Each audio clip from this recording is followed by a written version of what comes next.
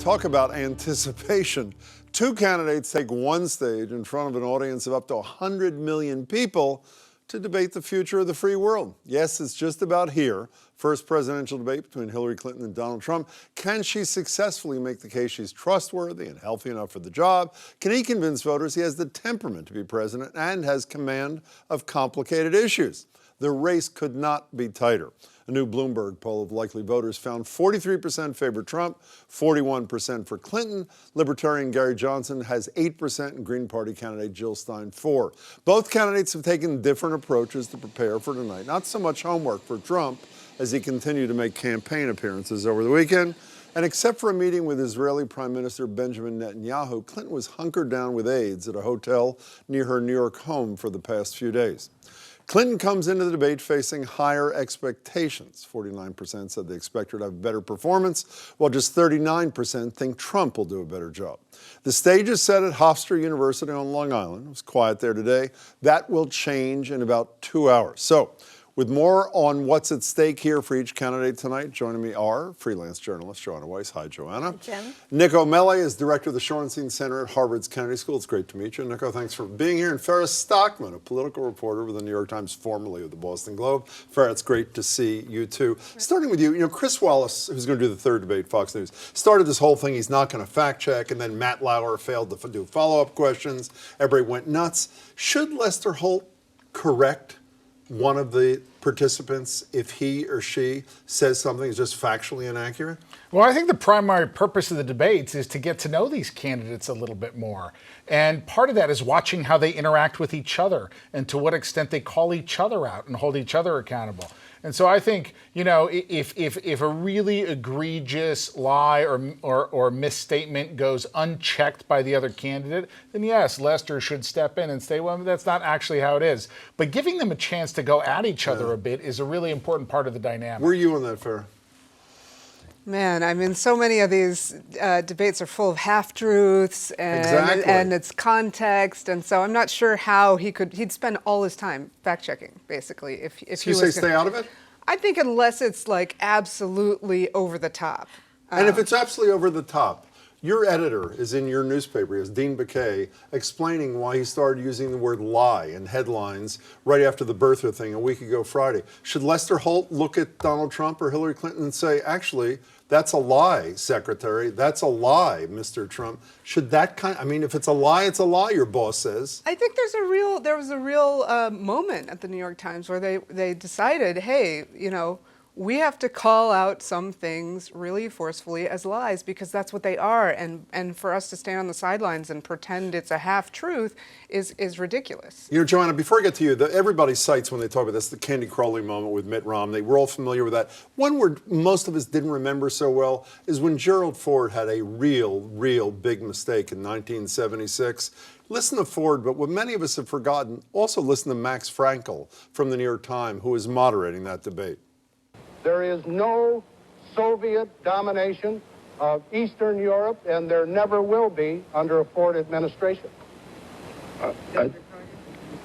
I'm sorry, could I just follow? Did I understand you to say, sir, that the Russians are not using Eastern Europe as their own sphere of influence? It almost looked like an SNL routine. Is that what you want? Yeah, well, he's incredulous, as the media has been throughout this entire campaign, as Donald Trump has made misstatement or lie, whatever you want to call it. He's been playing with the truth so consistently throughout this campaign and has just gotten away with it. And I think the Trump campaign has very effectively, at this point, presented this idea that fact-checking is somehow evidence of bias. In fact, facts are facts. Facts are not biased left or right against one candidate or for a candidate. Joanna, how about what Farah said, which is where I think I don't want to tarnish you by associating you with my position.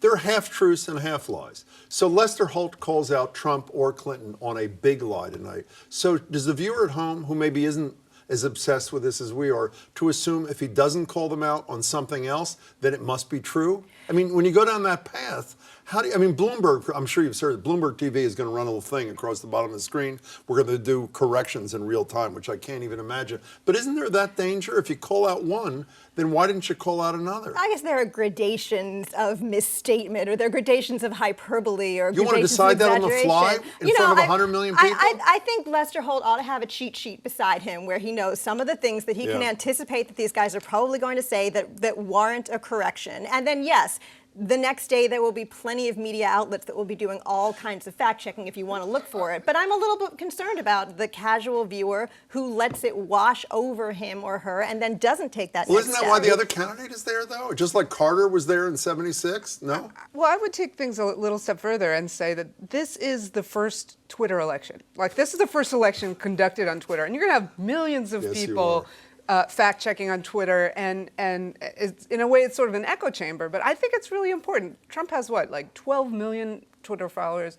Hillary has like 9 million. I mean, so much has happened on Twitter, and I would say that Twitter is disrupting this election the way that Uber has disrupted taxis. Like it used to be that like a handful of people could decide who won the election, and like, you know, the editor of the New York Times and a bunch of reporters who'd done this before decided who was beyond the pale and who looked presidential. Now you've got millions of people on Twitter saying what they think, and it could be that the talking heads all along had no idea what the pulse of the nation really was. Except that I would argue that, in fact, this is going to be one of the only shared experiences of the entire campaign for the American public. That if you're on Twitter, if you're on Facebook, you may have a very kind of mediated existence without exposure to a lot of other sources. And so this is going to be something everybody in America is going to share, this one experience. Which is, But again, we why know- you need to understand it in real time and understand the context in real time. You know, if Peggy Lee's great line is that all there is. And if I were a betting person, which I'm not, I would say at 10:30, a lot of people could say, that was it. But you know, we are all, I think, of the mindset this one's really going to matter because it's such a. Historically, they don't matter. When it has mattered, it's been a sigh by Al Gore, a watch checking by George H.W. Bush. Those sort of. I think most of us are approaching like this is going to be a pivotal moment. Why should we believe it's going to be a pivotal moment? Well, because it could be. This election has broken almost every rule in the book in terms of what we normally expect, what is political convention, and also what's well understood in academic research. This election has really been one for the books. In that Can you think of one? Can you think? Any of you think of an election, a debate where it is on that most memorable list in the Times or elsewhere or in the Globe because of a disagreement on policy? I couldn't find one today. Can you think of one? That was exactly what I was going to say. Oh, go ahead. We're acting like facts matter, and like, you know, even like policy matters. And I don't think this election is about either one of those things. I think this election is about fear. And like Donald Trump wants us to fear Syrian immigrants and globalization, and Hillary Clinton wants us to fear Donald Trump. And who wins this election is going to come down to that. And I just don't think it's about policy. Including the debate tonight. I think that what we take away from this debate tonight will relate to That fear thing. And yeah. what's terrifying to me is that I feel like these two candidates will be graded on such completely different curbs. You know, she has to be cogent and likable and explain her policy and show a little humor.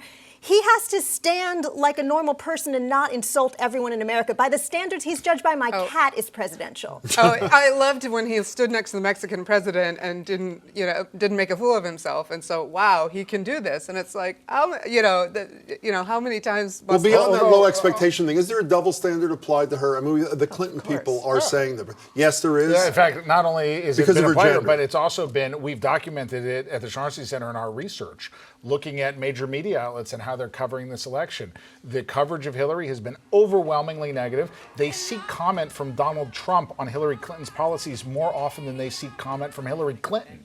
And that's because of her gender, you conclude? That's in part because of her gender. In truth, it's also about Donald Trump as part of the equation here, undoubtedly. But also, they tend to only mention her husband was president. They don't tend to speak about her qualifications as Secretary of State and as a U.S. Senator. Overwhelmingly, this has not been a fair fight. You have somebody nodding in agreement to your left here, yes. I mean, I think Al Gore also had high expectations. Everyone knew he was a policy wonk. He was up against George Bush, who, so Everyone I knew think he was not a policy right. wonk. And so I think that was sort of a similar thing. But I mean, this is objectively, whoever you support, you have to objectively know that Donald Trump has never been elected to office. He has not been a mayor. He has not been a governor. I don't think he's ever served on a PTA board. And he is objectively one of the least experienced people ever to run for office. And objectively speaking, Hillary Clinton has more government experience than most people. But isn't the thing that you said about Donald Trump part of the allure for a huge swath of the American Absolutely, people? and that- Disrupt the whole thing, That's getting what- back to your Uber notion? Yeah, I mean, it should tell us something about the level of disillusionment that people feel about the system. We got to go. Joanna, it's great to see you. I'm more excited now than I was before this discussion. Nico, it's a Thanks so pleasure to much. meet you. It's Hey, great to see you again. again. Thanks so much.